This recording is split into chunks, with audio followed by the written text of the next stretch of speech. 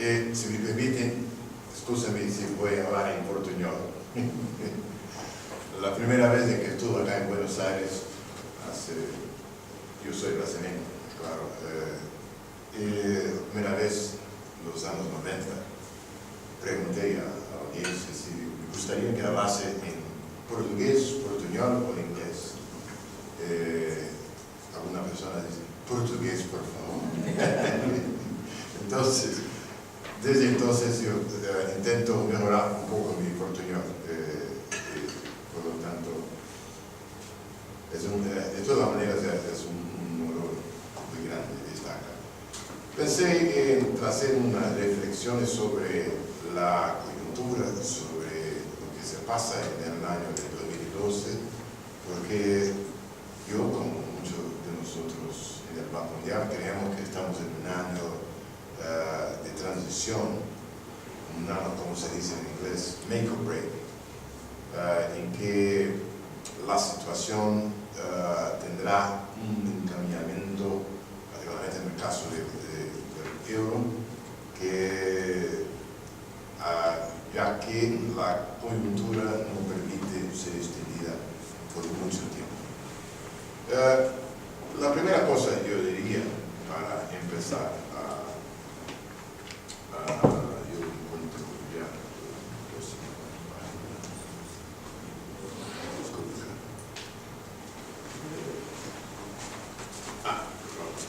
listo. El primer punto más importante de comprender, yo diría, que la economía de los países avanzados está en una situación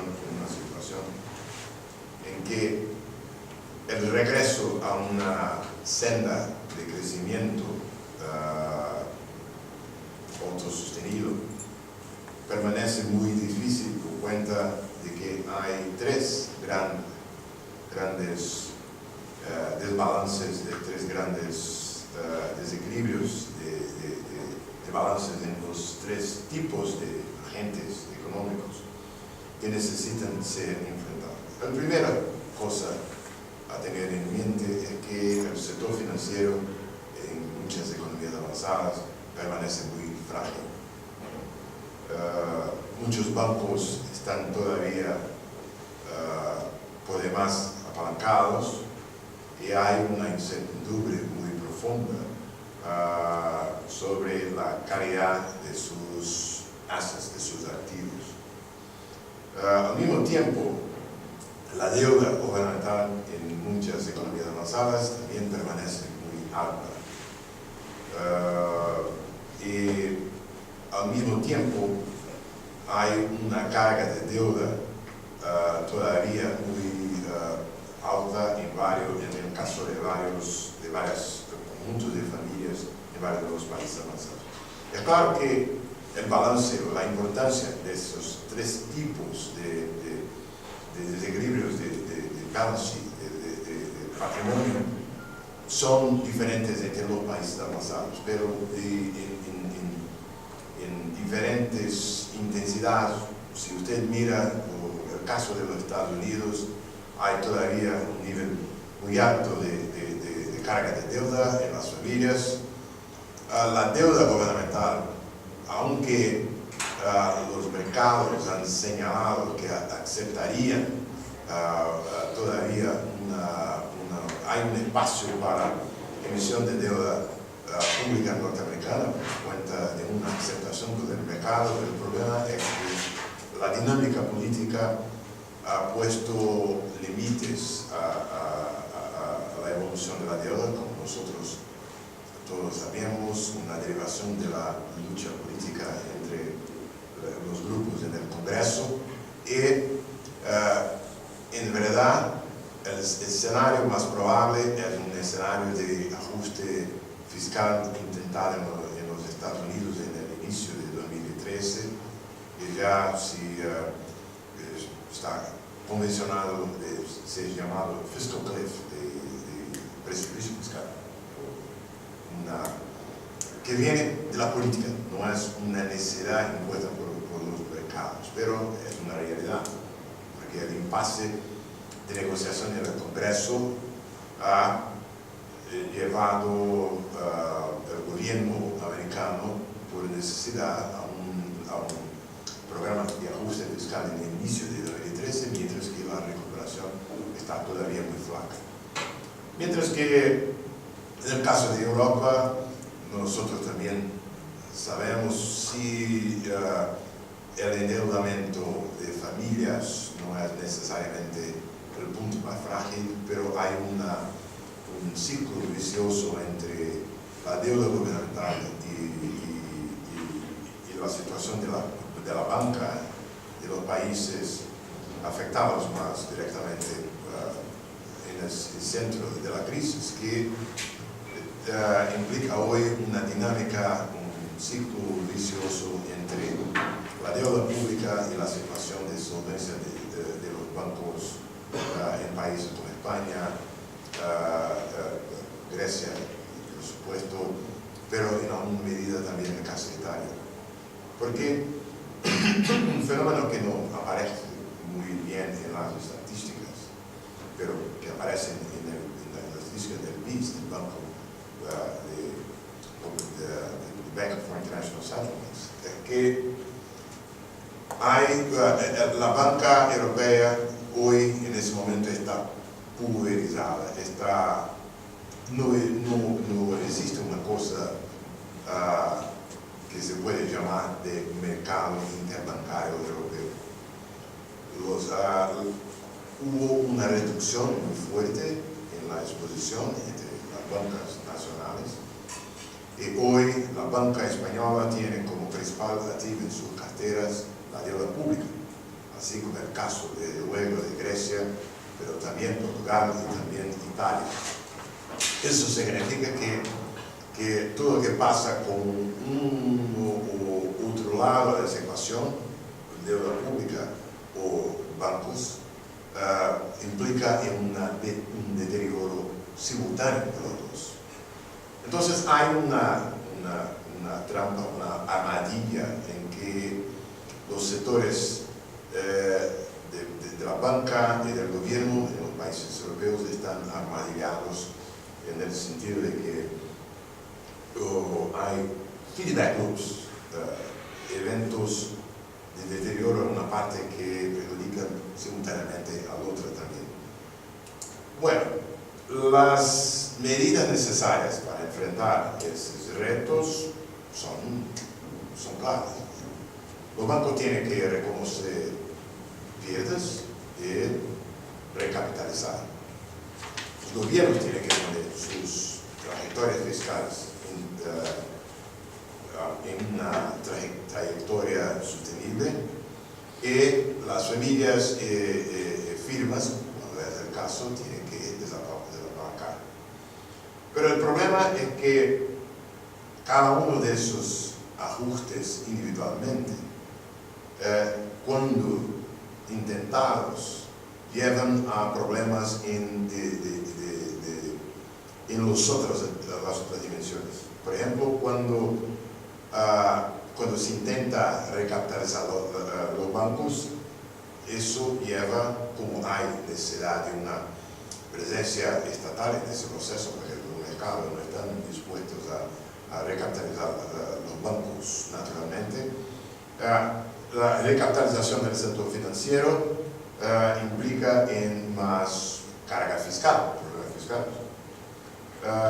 Al mismo tiempo, mientras que la banca permanece en una situación de balance sheet no adecuada, no puede ofrecer crédito, no tiene hay un problema de los dos lados.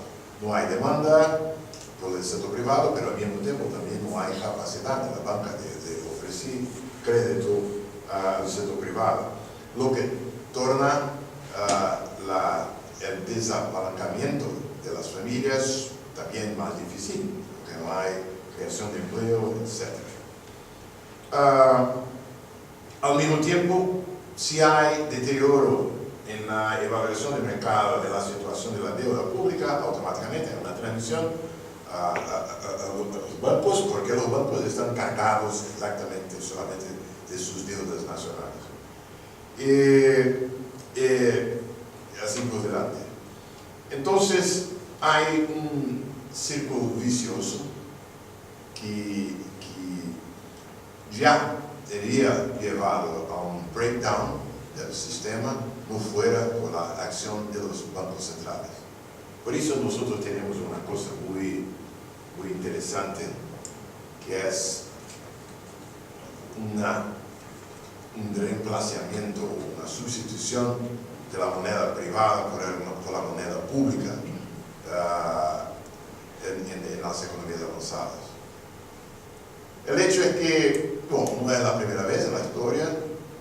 Nosotros conocemos los otros episodios en que hubo una euforía en el sector privado, en la cual hubo creación de moneda privada. Eso fue el caso desde las burbujas en Inglaterra, que en el Reino Unido en el siglo XIX, que han generado la reflexión de Bagehot y las intervenciones del Banco de Inglaterra, pero también fue el caso en los años 20. El problema de la Gran Depresión, nosotros sabemos hoy, fue exactamente decorrente de la ausencia de acción por el sector público o por la banca para permitir la manutención de liquidez. Nosotros sabemos que cuando el periodo de euforia termina, hay una tentativa de los detentores de riqueza de reemplazar la moneda privada por moneda pública, y si no hay una moneda garantizada por el sector público, la tendencia de liquidación de activos es muy más profunda, como la que ha generado exactamente la Gran Depresión de los Estados Unidos. En ese sentido, nosotros tenemos visto desde 2007 exactamente las tentativas de generar, de provisión de moneda pública para, con algún suceso, evitar una liquidación aún más profunda de los activos privados. Eso se espeja en cosas tal como la expansión de balance sheets de la banca central en todos los países, en la mayoría de los países avanzados, los programas de monetary easing, de relajamiento, así se dice, monetario, de todas maneras, las tentativas de intervenir en la inclinación de las yield curves, la creación de medidas regulatorias de liquidez mínima para los bancos, lo que significa una demanda captiva para títulos públicos, la misma cosa las intervenciones para bail out los bancos, y de una manera u otra también la manipulación de cambio, países como Suiza, que tuvieron siempre una actitud de free float y que empiezan también a intervenir para evitar exactamente que la dinámica de los mercados privados le impongan un ajuste que sería desastroso. Entonces, en una nutshell, hay diversas razones. El proceso en que llegamos a ese desequilibrio de los balances es una cosa importa menos en ese momento, en el sentido de que cuando, con excepción del caso de Grecia, en todos nosotros sabemos que la crisis no fue una crisis fiscal en sus orígenes. No era un problema fiscal en los Estados Unidos, no era un problema fiscal, no había un gran problema fiscal en España, o Portugal, o Italia. Había una estabilidad de la deuda como proporción del PIB. Pero en la medida en que hubo la necesidad de resgate por parte del sector público de la situación privada.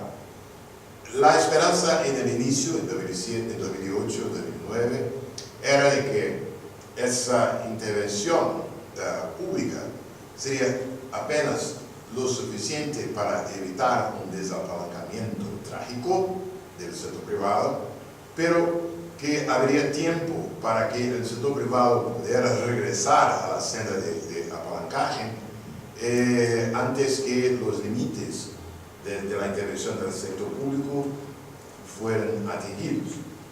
Si hubiera ese timing, todo sería perfecto, claro. Se evitaría la Gran Depresión, al mismo tiempo que en su tiempo debido los sectores públicos podrían regresar a la senda de sustentabilidad. El problema es que por diferentes razones, como dice, políticas de los Estados Unidos, límites también de cierta manera políticos en Europa, implicaron que el rescate, que los sectores públicos entraron en crisis antes mismo que el proceso de ajuste del sector privado estuviera encerrado o completo. Entonces estamos en ese impasse. Mientras eso, lo que se pasa es la flight for safety, la fuga por los refugios más seguros que continúan. Como por ejemplo, esa evolución de los rendimientos de títulos gubernamentales de G4 que continúa a moverse abajo y a despecho de los imbalances fiscales, de los desequilibrios fiscales y de las perspectivas de bajo crecimiento, todavía el mundo sigue buscando flight for safety en sus monedas. Al mismo tiempo, hay un hecho importante y yo regresaré a esa cuestión más tarde, al hecho de que un rebalanceamiento que estaba y continúa a ocurrir en la economía mundial en favor de las economías emergentes no ha sido revertido, pero hay claramente un ajuste para abajo en las perspectivas de crecimiento de los países en desarrollo. Explico. Hubo una secuencia de downgrade, de reducción en las estimativas de crecimiento para ese año. Desde el inicio, desde el primer trimestre de 2012.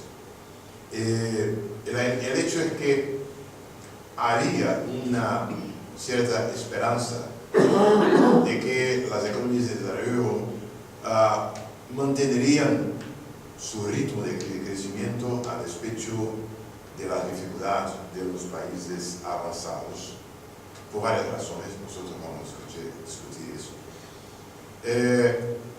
Al punto de se hablar, utilizando el lenguaje de ferrocarriles, un decoupling, un desacoplamiento de las economías en desarrollo vis-a-vis la situación en los países avanzados.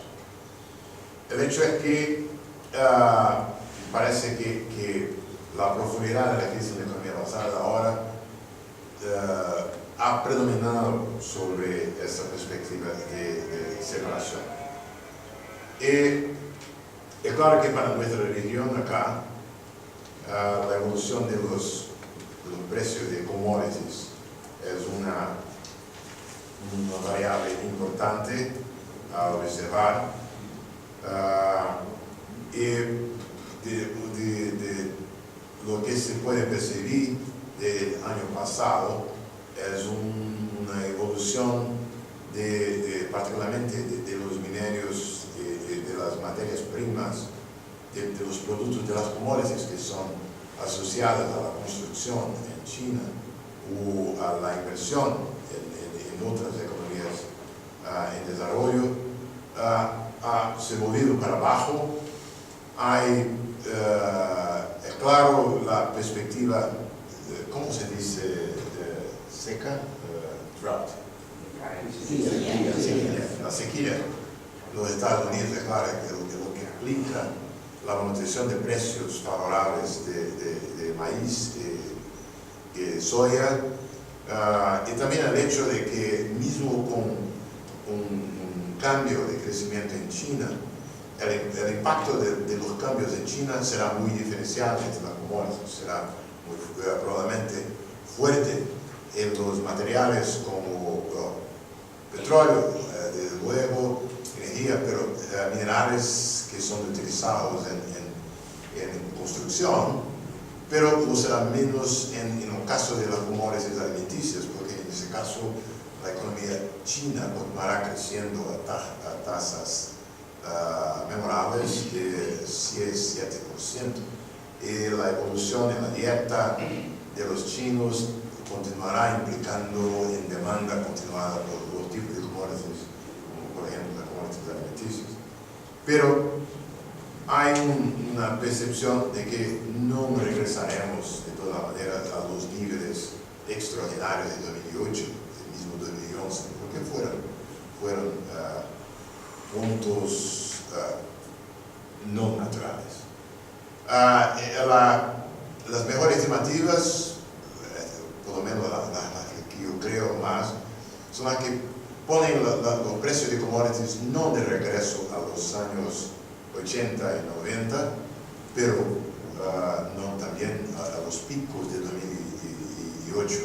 Entonces tenemos una tendencia en los próximos años a una evolución en esos niveles intermediarios.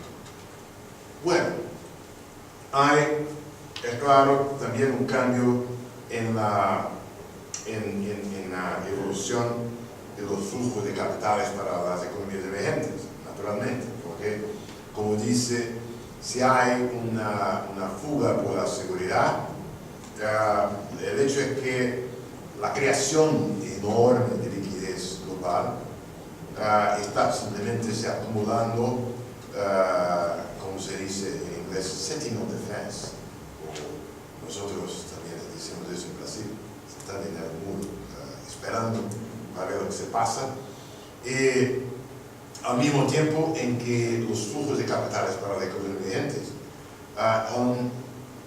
han se tornado mucho más volátiles. La cosa de risk on, risk off. Todo y cualquier evento implica ingreso, salida, un grado de volatilidad muy fuerte. Por otro lado, los flujos de plata para los títulos de deuda de las corporaciones y de los soberanos, los títulos de deuda gubernamental en los países emergentes tienen sido un poco más estables, aunque sin una intensidad como la que fue marcante en los años de 2009-2010. Todo eso, me gustaría completar mi charla inicial hablando sobre una cosa más estructural que está subrayando ese movimiento de conjuntura, que es una cosa que fue el tema de un libro editado por mí y por mi amigo Marcelo Tugari, que conocido de ustedes. ¿Es argentino? Es, claro, muy amigo mío. Y nosotros editamos un libro en que propusimos una hipótesis de un, yo no sé cómo decir en español, switch over, un cambio de locomotora. Intercambio de locomotora. Perfecto. Que es la idea, pues mira, nosotros pensamos, hay todas esas analogías de ferrocarriles, de coupling, reverse coupling, acoplamiento, desacoplamiento, etc. No. Nosotros observamos un movimiento más profundo que eso, un movimiento de cambio de locomotora en la economía global. La idea es mira, perdóname por el ejercicio típico de economista, pero es lo siguiente. Nosotros miramos los hechos, los dados, de crecimiento entre dos grupos de países, los países de renta elevada y los países en desarrollo. Y nosotros observamos que, utilizando la técnica economista de decomposición entre los ciclos y las tendencias, nosotros podemos observar que los ciclos entre los dos grupos de países permanecen muy vinculados, como sería desesperado. En ese sentido, no hay desacoplamiento en el movimiento cíclico. Desde siempre hay una correlación muy fuerte entre lo que se pasa en temas de crecimiento en los países de renta alta y los países de desarrollo. Pero, a partir principalmente de la segunda mitad de los años 90, principalmente a partir del nuevo milenio, un cambio en las tendencias de crecimiento. El mismo acoplamiento cíclico empieza a pasarse con un crecimiento tendencial mayor de las economías en desarrollo. Y hay por lo tanto un acoplamiento en términos del ciclo, pero con un desacoplamiento en términos de tendencia de crecimiento. Y ese desacoplamiento de tendencia ha sido mantenido mismo durante la crisis. Durante la crisis, el diferencial de crecimiento, mayor crecimiento de las economías de desarrollo, ha sido mantenido a despecho mismo en 2008, 2009, mismo ese año. Es claro que usted puede decir acá, no, eso debe ser específico a un país, China, ¿verdad? No. La verdad es que cuando nosotros hicimos una distribución de tasas de crecimiento entre las economías en desarrollo, la regla tiene sido tasas de crecimiento arriba del 5%. África va muy bien, por ejemplo. Aparte, claro, de los países en situación de conflicto, de situación de estado muy débil, el punto es que las tasas de crecimiento en África van muy bien, en buena parte, así como hay los puntos de debilidad. Por ejemplo, parte del crecimiento en Europa Oriental no fue sostenible, pero el hecho es que la regla tiene sido tasas de crecimiento más altas en los países de desarrollo. Y hay razones para eso. Nosotros en el libro abordamos varios, pero me gustaría destacar acá 5 factores importantes. Primero, la mejor calidad en las políticas macroeconómicas en los países de desarrollo, así como los balances tanto en el sector privado como en el sector público, muchas mejoraciones. Eso es un resultado de todas las crisis que las economías emergentes pasaron en los años 80 y 90, que dejaron como herencia sectores públicos